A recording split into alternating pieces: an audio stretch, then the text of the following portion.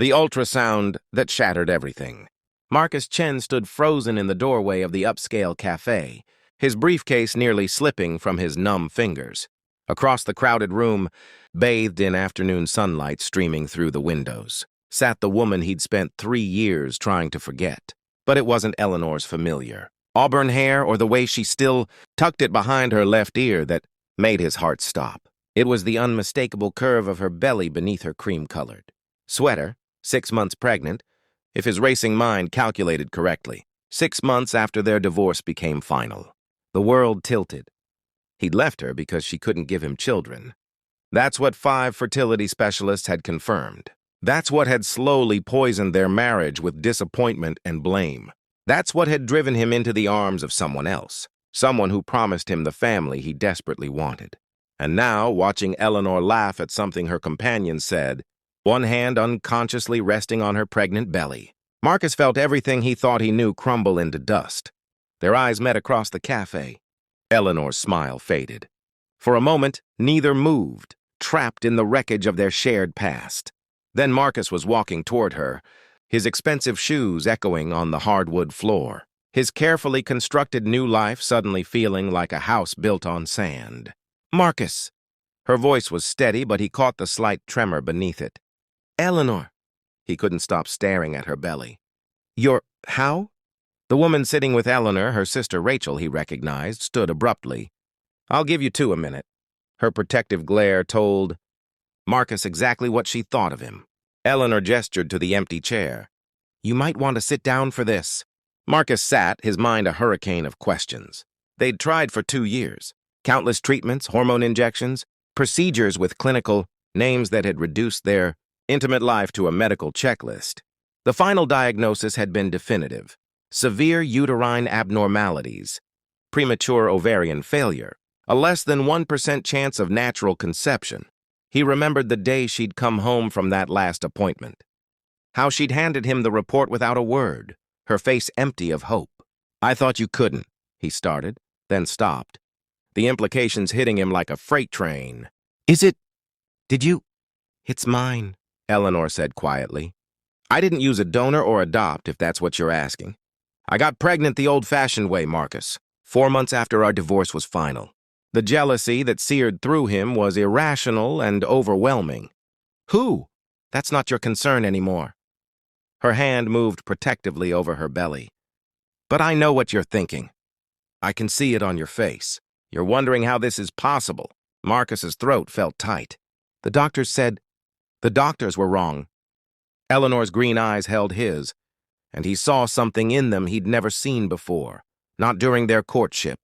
Not during their marriage. Not even during those terrible final months. It was peace. "I found out by accident. I was feeling sick, went to a walk-in clinic thinking I had the flu. The nurse insisted on a pregnancy test before giving me any medication. When it came back positive, I thought it was a mistake. But it wasn't." "How?" The word came out barely above a whisper. Eleanor took a breath, and Marcus noticed her hands were shaking slightly. "After you left, I was devastated. Not just about the divorce, but about losing you. About feeling like I'd failed at the one thing I thought defined being a woman. I threw myself into therapy, started practicing yoga, changed everything about how I was living." She paused, her fingers tracing the rim of her coffee cup. "My therapist suggested I see a different doctor, get a second opinion. Not because she thought the diagnosis was wrong, but because she thought it might help me find closure." Marcus leaned forward, hanging on every word. The new doctor ran different tests. She found something the others had missed, or maybe hadn't been looking for. "My hormonal issues weren't physiological. They were stress-induced. Years of pressure, of trying, of feeling like my only worth was tied to my fertility. The stress had literally shut down my reproductive system." Eleanor's eyes glistened. She told me that sometimes, when women stop trying so desperately to get pregnant, when they finally let go of that pressure, their bodies can heal themselves. The words hit Marcus like physical blows. "You mean, we could have had children, Marcus. Maybe not easily, maybe not quickly, but it was possible. If I'd just been able to relax. If we hadn't made every month feel like a referendum on our marriage. If you hadn't—" Her voice cracked. "I'm sorry. I promised myself I wouldn't do this." Marcus felt like he was drowning. So after the divorce, you just healed? Not immediately. It took months. I moved to Vermont, stayed with my aunt, started painting again. Remember how I used to love that? I hiked every day, stopped timing my cycles, stopped counting ovulation days. I started living instead of existing in this perpetual state of medicalized hope. She smiled sadly. And then I met Tom. He's a carpenter, builds custom furniture. He knew from day one about my diagnosis. I told him I couldn't have kids because I didn't want to mislead anyone ever again. But you could. I didn't know that yet. Eleanor's hand moved over her belly again, a gesture so tender it made Marcus's chest ache. Tom said he didn't care, that he wanted to be with me, not with my hypothetical children, that I was enough exactly as I was. She looked up, and tears finally spilled over. No one had ever said that to me before. You always made me feel like I was a project, a problem to be solved. With Tom, I was just me. Marcus thought of his new wife, Vanessa. Beautiful, accomplished, and currently 7 weeks pregnant, with twins via IVF. He'd proposed 3 months after his divorce from Eleanor was final. Everyone said he was moving on, finding happiness. But sitting here now, seeing the woman he'd abandoned glowing with the pregnancy he'd always wanted, he recognized his mistake with perfect, devastating clarity. I should go. Eleanor started to rise. Wait. Marcus reached out, then let his hand fall. I'm sorry. Those words are inadequate, but I'm so deeply sorry, Eleanor. For all of it. For how I made you feel. For the pressure. For giving up. For having an affair while we were still married. Eleanor's voice was gentle, but the words still landed like slaps. I knew, Marcus. I knew about Vanessa months before you asked for the divorce. The shame was suffocating. Why didn't you say anything? Because by then, I was tired of fighting for someone who'd already left. You'd checked out emotionally long before you checked out physically. I could see it in your eyes every time another pregnancy test came back negative. I stopped being your wife and became your disappointment. She stood, gathering her purse. I'm glad you have what you wanted. Rachel told me about Vanessa, about the twins. Congratulations.